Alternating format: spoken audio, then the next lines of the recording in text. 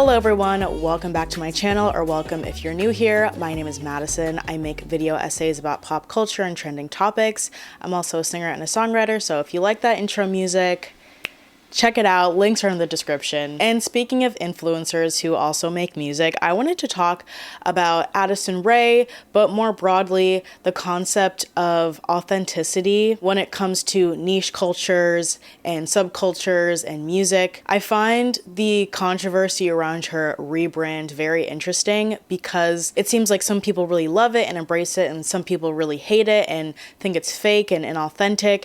And it really made me question, who gets to be authentic or real or different, because it seems like compared to her old kind of public persona, she's embracing more alternative niche subcultures, references, influences, etc.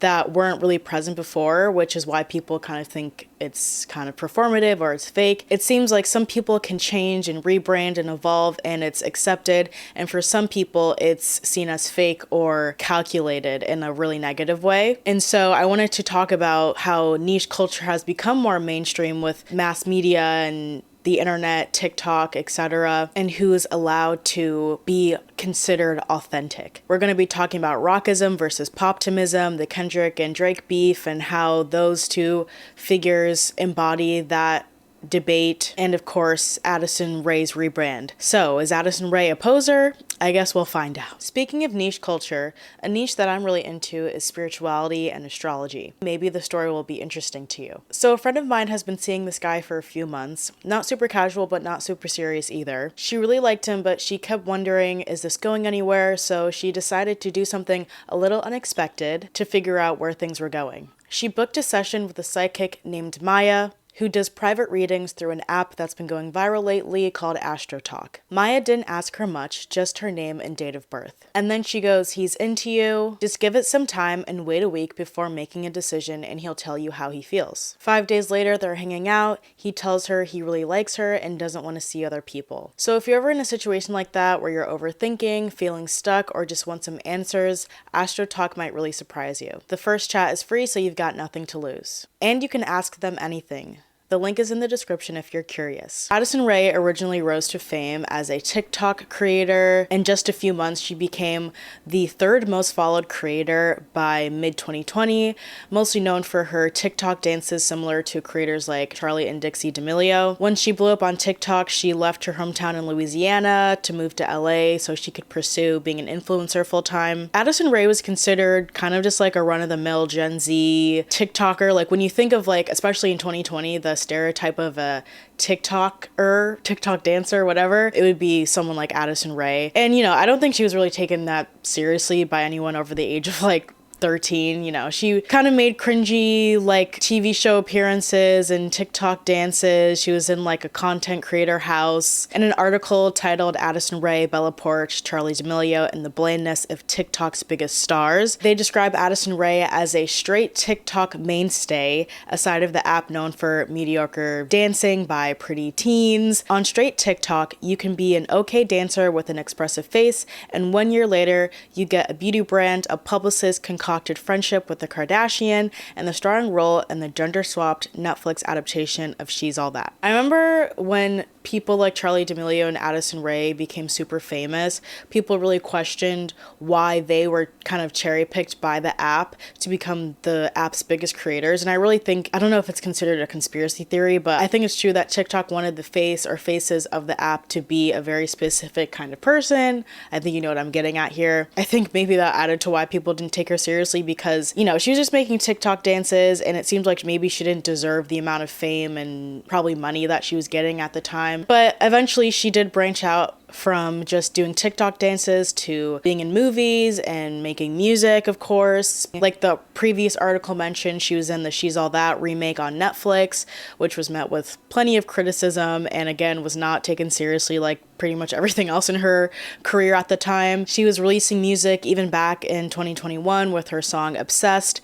which also was memed and not taken seriously. I think the most viral part of that song, aside from people just hating it, was the fact that there was like some weird clip in the music video where there was like some awkward choreography, but she was like pursuing music. She was on like Jimmy Fallon or something doing live performances. And yeah, I mean, this song is pretty like basic, generic pop music. You could argue it doesn't have much personality, but I think it matches her persona at the time, which is very like palatable and easy to digest, like nothing too subversive or crazy. But similar to her peers like Dixie D'Amelio, who was also pursuing music at the time, her song was not really taken seriously. Although I think later on, which I think helped with her rebrand that we're seeing now, people were like, oh wait, this is actually like kind of a slay, which happens a lot. Like I feel like that's kind of the key to becoming popular as a artist on TikTok, at least, is you have to kind of become a meme first and everyone hates you, and then like a few weeks, months, maybe even years later, people will kind of ironically, unironically start liking the thing that was originally very cringy. The same thing happened with Ice Spice. Like everyone was like, what the hell is a munch? Like this is so weird. And then everyone was hating on her, and then everyone was like, actually no, this is a slay and she's the people's princess. And I feel like Addison Rae kind of went through a similar thing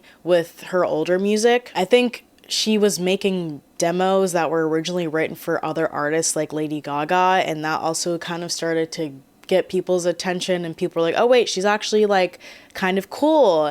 And then Charli XCX shows up and she starts collaborating with Addison Rae back in 2023, featuring on her song To Die For, which started laying the foundation for Addison Rae being more validated as a public figure. Charli XCX's stamp of approval really started to change people's public perception of her. And then of course Addison Rae was on the Von Dutch remix, furthering that validation and aiding in people's reconsideration of her as a person. I wouldn't say full on as an artist yet, because she hadn't like released her more recent songs, which I think is really what validated her more as an artist. But again, Charli XCX really helped with Addison Rae becoming more popular. In an article titled How Addison Rae Went from TikTok to the Pop Charts, they really kind of dissect her evolution pretty well. They describe Addison Rae's persona and how it's crafted as a gently debauched girl next door, blending approachable charm with a hint of subversiveness, but her music mostly relies on presence and image than vocal authenticity, as her vocals do remain heavily filtered and processed. I don't think she's trying to position herself as a vocalist or anything like that. I feel like she's using music as like an extension of, I guess, like her public persona. I do feel like there is artistic merit to it, but like I don't think she's trying to be like Mariah Carey or something, which I think is why people compare her to Britney Spears a lot.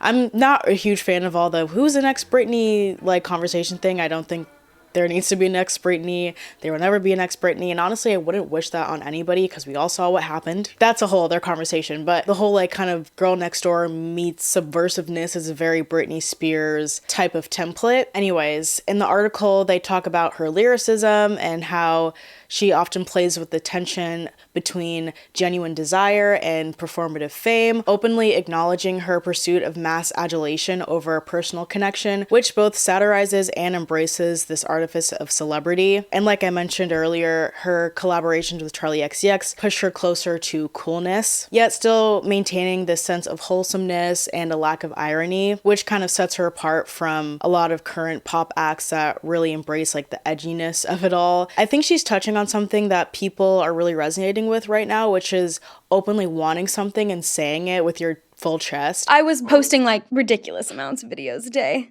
Like how many? Must have been like 7 to 8 videos, which were like me really trying and like making sure they felt good, you know? I don't know, I just was really going in. How were you choosing the music that you wanted to be moving to in those early I was definitely strategic with it, you know? When I reflect back on that time, all this time that has passed, I've recognized how much choice and taste is kind of a luxury in a lot of ways. Because back then, when I was starting this and I was on TikTok and I was posting these things, and it was a lot about like, you know, how am I just gonna get out of here? Like it wasn't even about like, all right, let me show the intricacies of myself right now. I didn't feel like I needed to do that yet, which is why, and I think it comes up now, of people feeling like, oh, this is inauthentic. Or did you ever even like to make music, or did you ever sing, or were you ever anything more than just a TikTok dancer? It was because I was just like, I'm gonna make it out of here first. Like I said before, with her embracing the artifice of celebrity, like pop walks and stuff, she's being very like deliberate and open about like what she's doing, but also like leaning into it at the same time, if that makes sense. I feel like what she's doing is very straightforward, and I think that comes off more authentic than trying to like create a persona, pretending that it's real life. What she's doing is creating a persona, and that is like obviously a part of the performance. Obviously every pop star has a persona that they perform, but I think in Addison Rae's case, she knows that, and she knows that the public knows that, so she's kind of making a performance out of the whole thing. Like, the pop walks are clearly like, oh yes, I'm walking down the street reading this Britney Spears book. No one walks down the street reading a book, but she knows that, and so that's kind of her shtick, if you will. And again, I think that's more authentic to like address that it's a performance rather than pretending that it's not. To put it simply, you know, celebrities call paparazzi on themselves, and it used to be you call paparazzi, but you pretend that you don't want to be shot by paparazzi, where she's like, yeah, I call the paparazzi, and I'm like smiling and posing and like making it obvious that I want to be seen, and I want to be a spectacle, and I want to really lean into the whole like celebrity of it all. Anyways, what I find interesting about her rebrand and her coming out with her album and everything is that people think that what she's doing is really forced, it's fake. I think a lot of people assume that she is a product of people in a boardroom looking at trends and algorithms and then like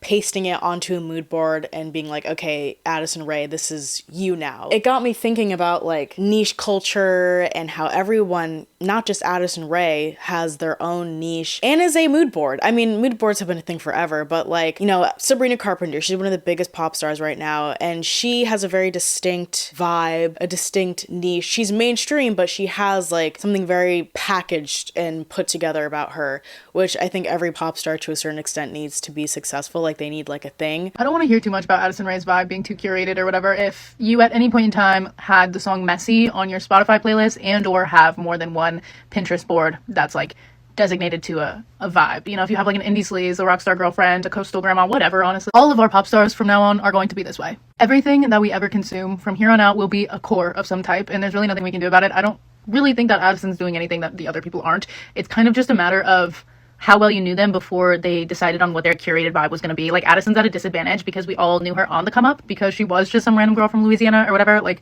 we had to bear witness to the star making occur.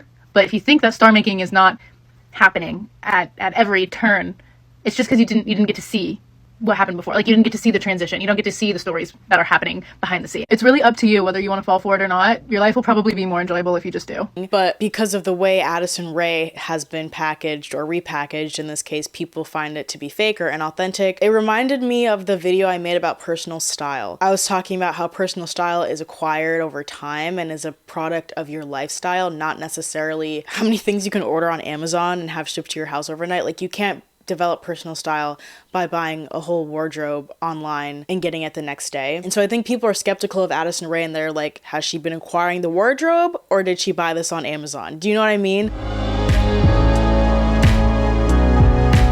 So I want to briefly talk about like the concept of subcultures and how they've kind of been flattened because of the internet. So the concept of subculture gained prominence in post-war Britain, where youth groups like teddy boys, mods, and punks emerged as distinct social formations with their own styles and values. In Britain, the first spectacular subcultures appeared in the years immediately following the Second World War.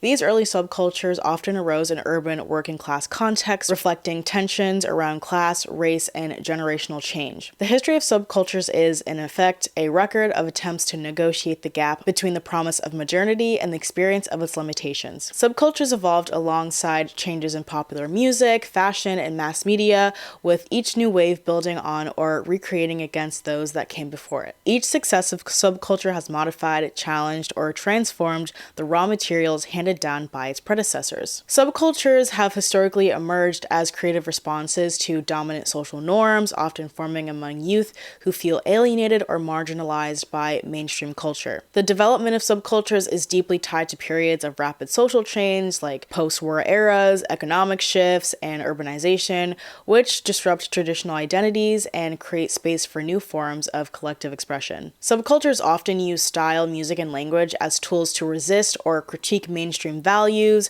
turning everyday objects and symbols into markers of group identity and rebellion. And so all of that being said, yes, subcultures are from like life experience, not just like from what you see on TV or in this case what you see online. And I think people really just want to like fast track identity through the internet. Again, I talked about this in my personal style video, so I won't go on too long about that. But the rise of mass media has played a crucial role in both spreading subcultural styles and also provoking backlash from mainstream society, which often sought to contain or commercialize these movements. A good example of this, even before the internet, was like girl power and like Bikini Kill pioneering this girl power movement, and then it becoming commercialized via the Spice Girls. Not that I think that Spice Girls invalidated or diminished the impact of girl power or the meaning of it. Like, I think the Spice Girls are amazing and like are really interesting and like phenomenal, influential women. But obviously the Spice Girls are way more mainstream than Bikini Kill, right? So record labels, record executives who controlled a lot of the Spice Girls and what they were putting out, obviously were utilizing this like girl power movement as a way to make money. And I think this is where gatekeeping comes from. You know, people want to protect their niche cultures or their subcultures, because then it's not niche anymore if it's not gatekept and everybody is doing it or everybody is partaking in it. So I understand why people maybe feel protective over, I don't know, whatever Addison Rae is embodying that is so different from who she was before. People who like genuinely get angry over her like rebrand, which is such a funny thing to say out loud, but I think they're coming from a place of maybe wanting to protect something that feels like theirs, and now they feel like it's being bastardized is a strong word, but you know what I mean. They don't want something that maybe was more niche or was considered cool to become uncool because it's becoming mainstream, you know what I mean? What I like kind of see in my mind's eye is like being in high school and maybe you really love, I don't know, My Chemical Romance or something, and the girl who is like popular or basic for lack of a better word, who only listened to, I don't know, Taylor Swift or something mainstream like that, now all of a sudden is like wearing a My Chemical Romance t-shirt to school. She's like, have you guys heard of this band? Like, this is so cool. And you're like, I have always liked My Chemical Romance and everyone thought I was weird for it. And now this girl gets to, you know, trot around in a band t-shirt and act like she's their biggest fan and she only knows 3 songs. That's kind of what I envision when people get mad at Addison Rae for, you know, kind of changing up her persona. I know it sounds petty, but I really think this is how like people operate. And so again, like I can understand that as someone who, I'm wearing a Paramore shirt right now. I've loved Paramore since day one. Like I understand wanting to protect something that feels like yours and feels precious, or wanting to protect something that makes you feel different and you feel good about yourself because you like something that's different, and then getting upset because everyone else likes it and you're like, I liked it first and now it's not cool anymore, you know? Like that's a very normal and human thing, and it may sound petty, but that is like, I think something a lot of people feel and go through. But the thing is, and the reason why I'm not angry about Addison Rae's rebrand is like, people change, people evolve, and the reason why maybe something you love that used to be niche becomes so popular is because it's good, you know?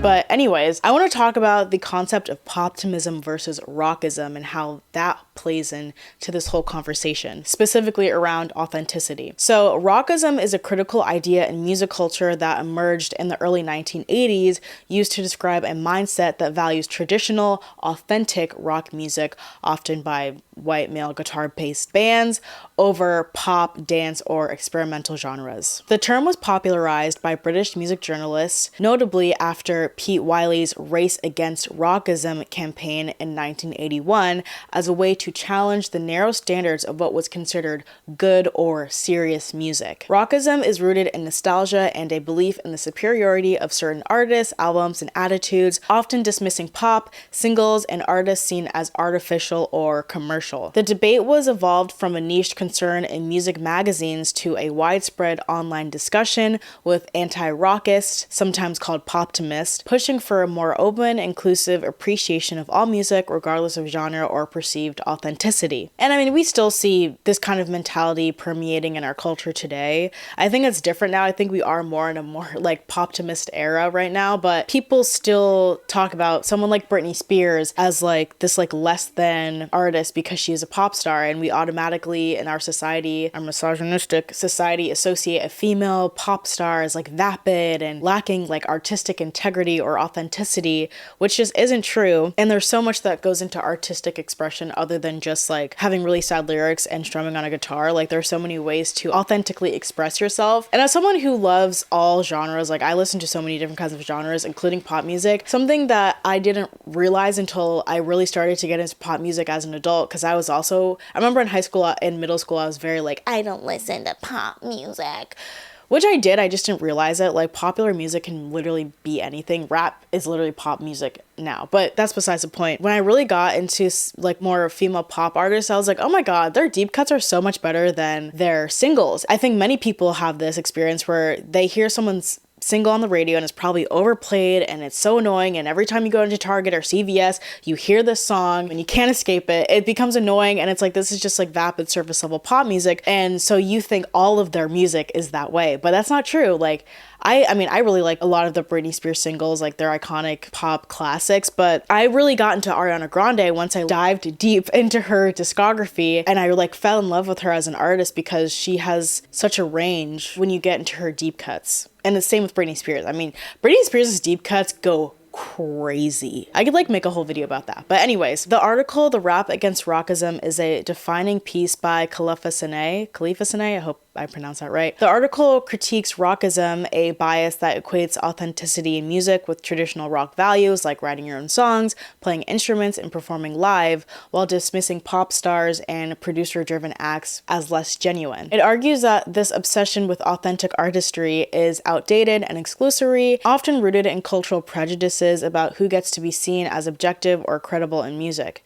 The piece suggests that authenticity in pop is not about conforming to old rock standards, but about embracing the messy, collaborative, and commercial realities of modern music, where image, production, and spectacle are as meaningful as raw talent. And I've never read truer words. This kind of reminds me of like the Beyonce versus Taylor Swift debate, where people say, oh, well, Taylor Swift is better, or she's a real artist because she writes her own songs and she has an album where she has no writing credits, whereas Beyonce has all these writing credits. But people neglect the art of collaboration and how important it is, and how collaboration can elevate a project. Like, just because you do everything by yourself, it doesn't make it better. And both can be great ways of expression. Like, both ways of writing songs are valid and good, and like there's no right or wrong way to create music. And collaboration is such a beautiful thing. I don't know why people are so like anti-collaboration. Maybe it's like a Western thing. Like, we're so individualistic that we want to reward people who do everything alone and everything by yourself. But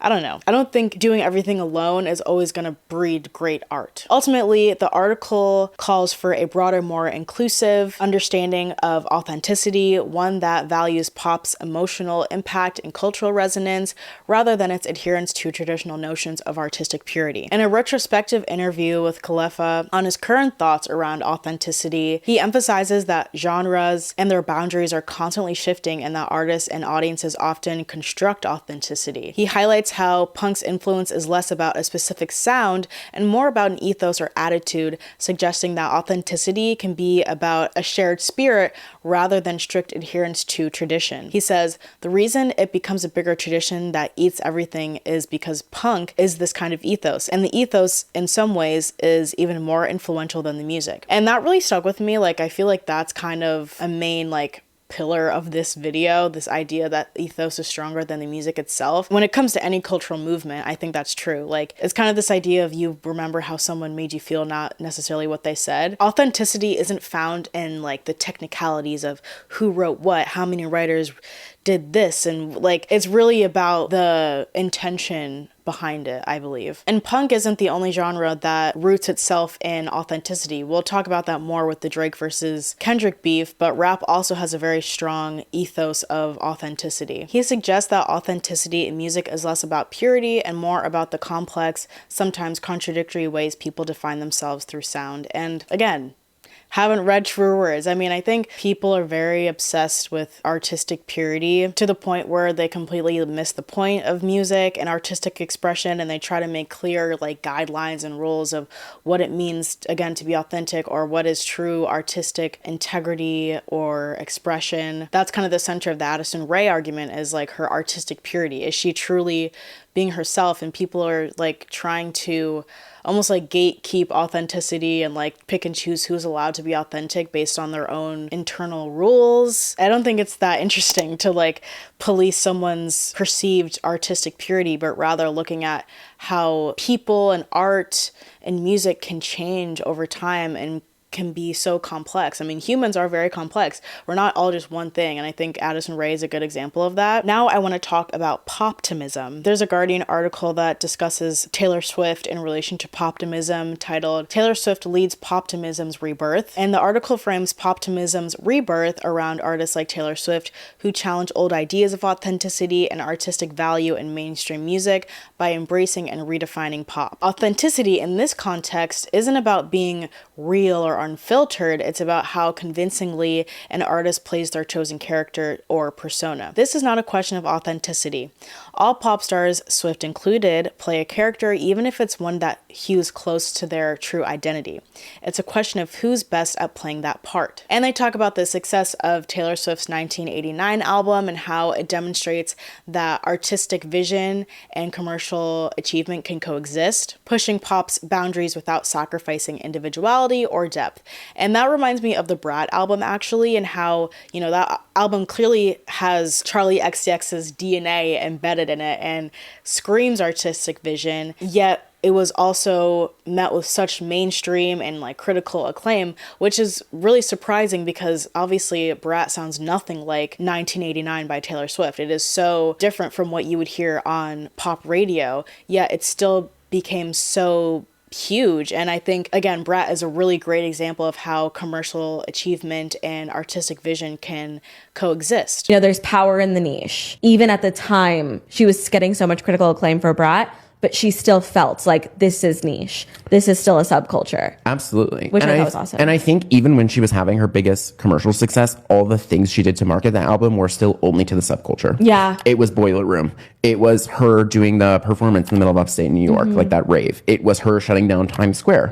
Even as things started to scale, it made it so like Charli isn't chasing the party. Wherever Charli goes is the party. That's the beauty of this era, is like it really transcended beyond the people that didn't care before. Yes. But I think that was that was a result, not the intention. Correct. But that is also an inevitability of just like success. The new wave of Poptimism is less about genre purity and more about eclecticism, self-awareness, and the freedom of present contradictory ideas, qualities that challenge the old rockist standards of authenticity. And moving into the pop world, even collaborating with many of the same producers and songwriters as her supposed peers, Swift proved that chart success and clarity of artistic vision aren't mutually exclusive ideas. And again, similar to Brat, it's very self-aware, but it's also very authentic. And I think a lot of people probably looked at Brat, I know I looked at it this way of like, it kind of gave me hope that you can still be authentic, and maybe you might have to wait a little longer for your time to come, but it will be rewarded in the end, especially considering Charli XCX's previous album Crash and how she really was like, I want to be a pop star, but like make it like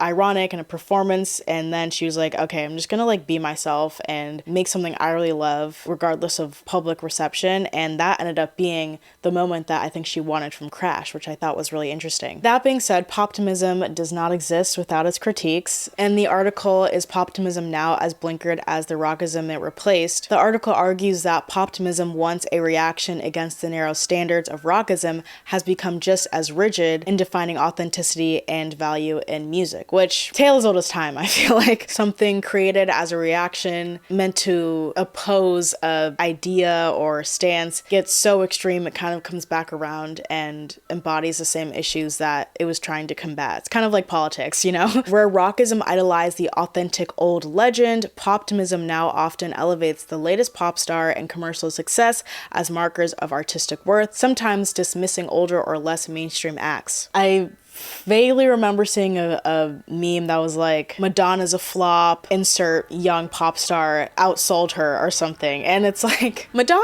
Like, we're really talking about Madonna being a flop? Like, no, that current female pop star that you're standing wouldn't exist without Madonna, you know? A poptimist is someone who reduces pop music to a caricature, then uses that caricature as a weapon. Poptimism means idolizing the latest pop star while mocking the authentic old legend. Poptimism's dominance has led to a culture where questioning the value of major pop acts is seen as suspect. To not care about Taylor Swift or Beyonce or Lady Gaga or Zayn Malik is in itself questionable. It reveals not your taste in music, but your prejudices, which is very true. I mean, I remember peak Taylor Swift Poptimism back in, like, I want to say the beginning of the Eras tour, when she was like at the top of the world and everyone was like, we have not treated Taylor Swift fairly. Like, she is a legitimate, talented songwriter and a serious musician who deserves more respect.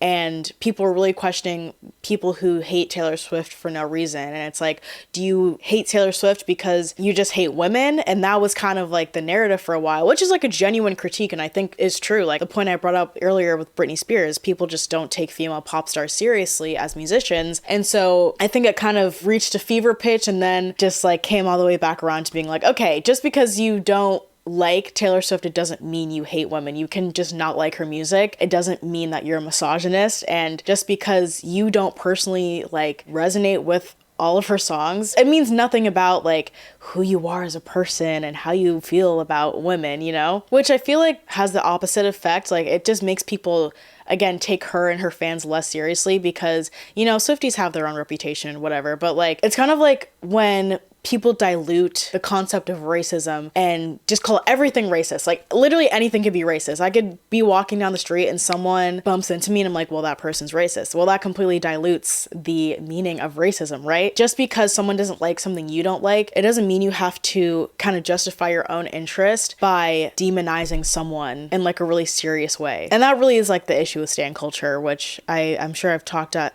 nauseum about already, but people really do weaponize poptimism to the point where, like, you know, if you stan one pop star, you have to hate all of the other pop stars, and you always have to bring up how your favorite pop star outsold that pop star and that pop star is a flop because they didn't get a number one in this it's like, what? This is not the point. This is not the point of music or loving art or loving art. Like, that's just, it's not fun anymore. It's like weird and completely missing the point. Actually, as I'm filming this today, I saw a quote from Doja Cat where she was like, people treat this like it's football for the girls and the gays, and that's literally so true. The piece calls for a return to genuine critical inquiry, asking whether music is judged on its own merit or simply on the status of its creator. Poptimism was a way of interrogating the way people thought about music. Now it is its own set of preconceptions and confirmation biases. In another article that also critiques poptimism, they bring up the same idea that poptimism, which started with good intentions, has devolved into the very thing that they were trying to fight against from Rockism, and how that has caused us to rarely criticize or have critical debate when it comes to pop music and pop superstars, which again I think is somewhat connected to stan culture and how if you say the wrong thing about the wrong pop star, you could get doxxed. And rather than validating pop music and taking it seriously, it's turned into this worship of fame and like this blind allegiance to a person that doesn't even know you exist. To speak out against it at a later date is to out yourself as a hater, a contrarian, or a clickbaiter, or a troll. And so in this article's pleas for less critic-proof artists and more like authentic, real journalism and conversation, it reminds me of a article on Substack that I saw recently, and I think it's titled "Why Are Pop Star Interviews Like That?" where they're basically saying that all interviews with pop stars now are like meet and greets where the interviewer is basically just kind of like kissing the ass of the pop star rather than asking, you know, hard-hitting, challenging questions, and the loss of that kind of journalism. And I definitely think a lot of interviews have fallen victim to the Poptimism craze and its downsides. And I can understand that, honestly, because for a long time, pop stars were constantly being dragged through the mud and, again, not taken seriously and being asked really inappropriate questions in interviews. So I think now that as a society we have seen like, oh, that's not okay and we shouldn't do that, and rightfully so, people are being held more accountable for inappropriate interviews and things like that. There's like an overcorrection where now we can't even really have a real conversation with these people because the interviewer doesn't want to come across as being like overstepping. And I'm sure also like the teams of the artists are a lot more picky when it comes to interviews and what questions can and cannot be asked, because social media exists and you can have a direct line to your audience, so you don't really need interviews the same way as you did in like the early 2000s, for example. But now I want to talk about the Kendrick versus Drake beef and how those two really embody the Poptimism versus Rockism debate. So Drake obviously embodies the Poptimist values. His music is fluid and genre bending and dominates the charts and is also accessible. He's critically validated not necessarily for his depth, but for his cultural omnipresence and versatility. I think honestly Drake is very similar to Taylor Swift, where like maybe you don't know that many of his songs, but there's like at least one Drake song that you probably like, because he's made so many different kinds of songs. Like he's made something literally for everyone. Anyways, his music is often read as mood-based, aesthetic-driven, and built for virality. All things Poptimism encourages critics to take seriously. And then Kendrick represents the rockist side. He is framed as the serious artist, you know, the lyrical, conscious rapper who is politically engaged and is more album project-oriented rather than singles-oriented with a clear artistic vision. And I think I mentioned this earlier, rockism and the values of rap I think are very similar and have a lot of overlap when it comes to authenticity, message impact, and formal innovation. Kendrick's critiques of Drake as an artist and their beef directly call out the poptimist flavored emptiness that we discussed earlier. He calls out using ghostwriters / not writing his own songs, making manufactured hits, and playing to the algorithm. And the Kendrick-Drake beef, their feud highlights how authenticity in hip-hop is a constructed and contested identity, mirroring the rockism versus Poptimism debate, where realness and genre boundaries are constantly negotiated. Both rappers weaponize language to assert their own credibility and undermine the others, echoing rockist ideals of authenticity versus Poptimist embrace of performance and artifice.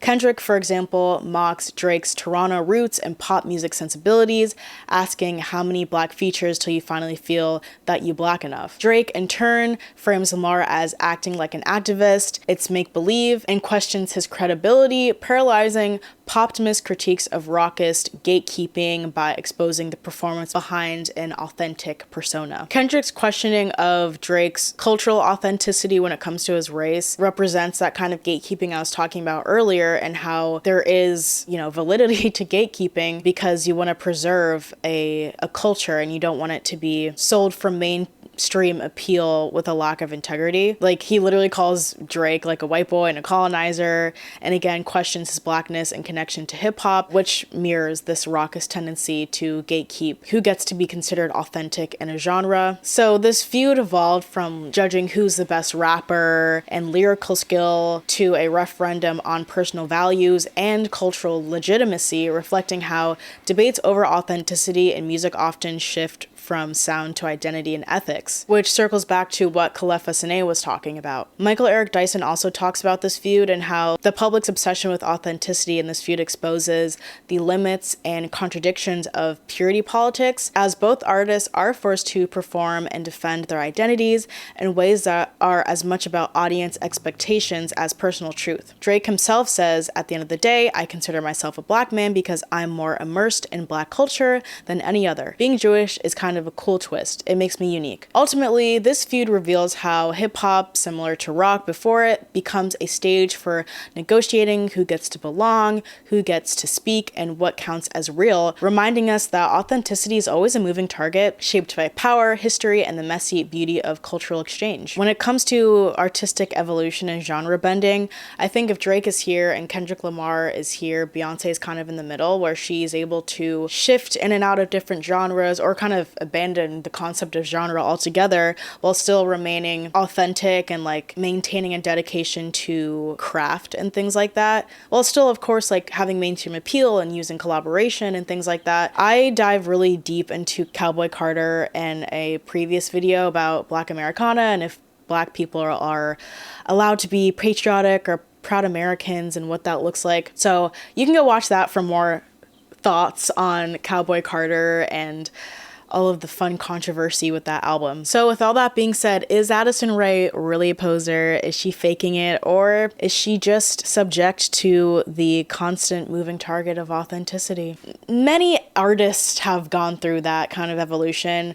Robert Pattinson is a good example. He was in the Twilight movies. That wasn't really, I think, his passion project, but eventually he was able to move on to more interesting art house films and be taken seriously as an actor. I actually talk about Twilight and his hate for that series in my last video about vampires and if they're a recession indicator. It's a 1-hour video about vampires and vampire media throughout the years and how they parallel societal shifts and changes. I really worked hard on that video and I'm very proud of it. It's kind of an algorithm hell right now, so if you would like to support me, please go watch that video because I think it's really good and I'm very proud of it. But I digress. Addison Rae has gone on record talking about her creative process with this album. She talked about making the song Headphones On and shares anecdotes about getting sick in Sweden while recording and showing that she's really put in a lot of work to create this, and it's not, I guess, like just a frivolous like cash grab or a means of gaining clout or whatever. Addison Rae describes her journey from TikTok fame to music as a conscious move toward self-expression. She emphasizes that she always wanted to perform and create beyond social media and resist being boxed into just an influencer. I think I experienced such a high when I started TikTok. You know, there was arguably that's the most visible I was, you know, and I think now I almost am like working against that version of myself because there it was such a standard of what was successful or what was viewed so much or what was, you know, seen. And I don't think I am now myself, you know, and I think that's what people maybe get misunderstood about. It's like, I'm not saying, all right, this is the real me now. It's like, no, it's always been the real me. And those experiences have completely guided and shaped me to where I am now. And it is about arrival, you know, it's arrival to who I feel like I've become. And I think this is where I really feel for Addison Rae, and I think she deserves a chance. I relate to her. I mean, I think our kind of timelines are a bit different, but I've been singing like basically my whole life. I'm a trained singer, performed professionally, yada, yada, yada. And I also happen to be a YouTuber now, which happened way later on in life for me. But, you know, sometimes I still get comments on my music videos where people are like, oh, I was expecting this to be like trash YouTuber music, but this is actually really good. And those comments always make me laugh because it's like, well, I didn't just start singing yesterday. And I certainly didn't start singing for clout or for money. I do not make money off of my music yet. No one like really cares if I make music or not. And I'm hustling like just to get people to listen to my music and to get the music made because it's not cheap.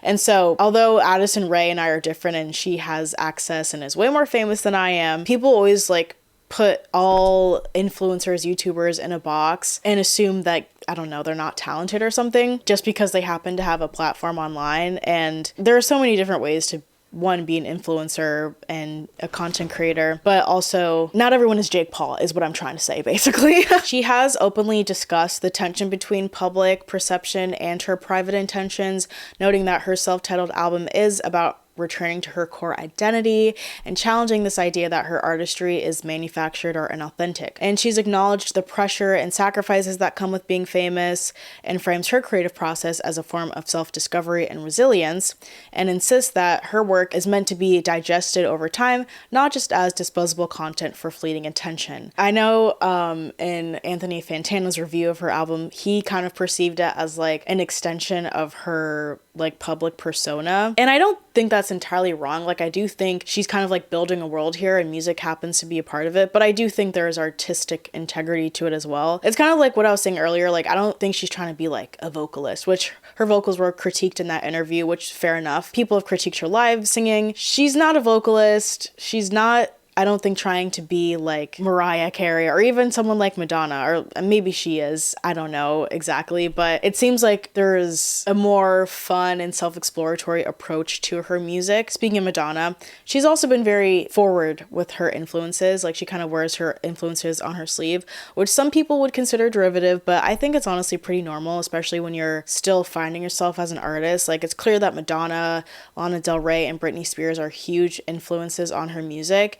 And I kind of take that more of like, this is the music that she genuinely likes. And she's like, and I want to make music like that. I want to make music that I like. Not, I'm trying to be these artists. And I think that's fine. So yeah, clearly I'm not an Addison Rae hater. I really like the album. Money Is Everything is a great song. My only complaint is that I wish it was longer. It's only like 2 minutes. Let's make it 3. Come on, girl. It's a banger. Times Like These, I really like that song. I like Headphones On. I like High Fashion Diet Pepsi. Like, I like it. And I know the reason I like it is because I can hear those references, and all of her references are artists I really like. Her album really reminds me of like In the Zone by Britney Spears, but also Bedtime Stories by Madonna, and again, Lana Del Rey. So I'm interested to hear your thoughts on Addison Rae and what you think of all of her scrutiny. Because honestly, like, do you think if she was a man, she would be getting the same kind of scrutiny? I honestly don't think she would. Like, Robert Pattinson, he got his rebrand. Even someone like Mac Miller or Tyler, the Creator, like, those artists have made vastly different music throughout their careers and were able to be taken more seriously as they matured as artists and weren't forced to be locked into like this old version of themselves, you know? Like, some people are allowed to change and some people aren't. Some people are allowed to be authentic and some people aren't. And I wonder if eventually people will allow her to be authentic or perceived as universally authentic, if that makes sense. Or if a group of people always see her as a TikTok girl who's, you know, pretending to be different, to be famous. I feel like from her songs, you can tell that she knows like what she's referencing and embodying, you know? But yeah, let me know what you think. Go watch those videos, man. Watch my last 2 videos, please. And I will see you guys in the next one. Bye. Like and subscribe and stream my music. I'm trying to have an Addison Rae rebrand, glow up, pop star pipeline moment. Okay, bye.